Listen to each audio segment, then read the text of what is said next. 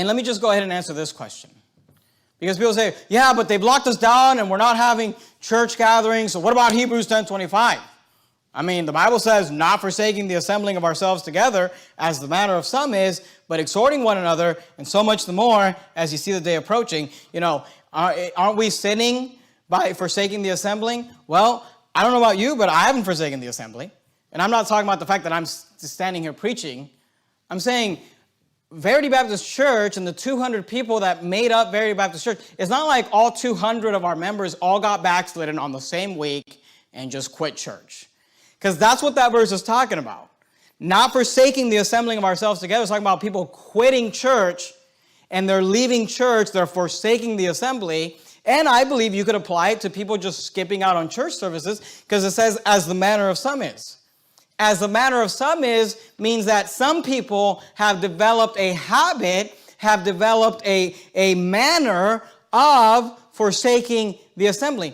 I haven't developed a manner of having the coronavirus not allow me to congregate with the rest of the church. How could I develop a manner or a habit of doing that when it's only happened one time in my whole entire life?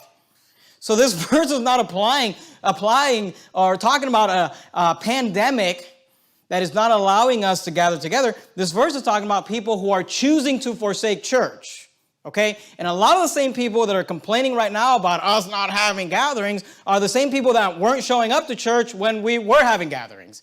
That's what that verse is talking about. Not forsaking the assembly of ourselves together, as the manner of some is, but exhorting one another. That verse doesn't apply to people who love the Lord, who want to come to church, who are waiting for the day that they can come to church, but they're not able to because of this epidemic, because of this pandemic. And let me just say this, let me be clear.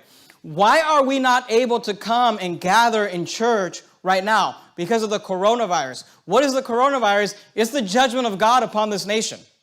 And it's the judgment of God upon this world. You know why we can't be gathered together in church? Because God is judging the world in such a way that is not allowing us to do that. You think God is holding us accountable for that?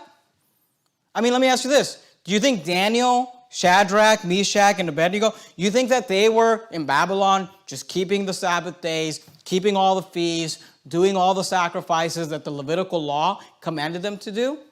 Of course they weren't. Well, why weren't they? Because they were under the judgment of God. They were in captivity. But did God hold that against them? No, Daniel was one of the closest men to know God.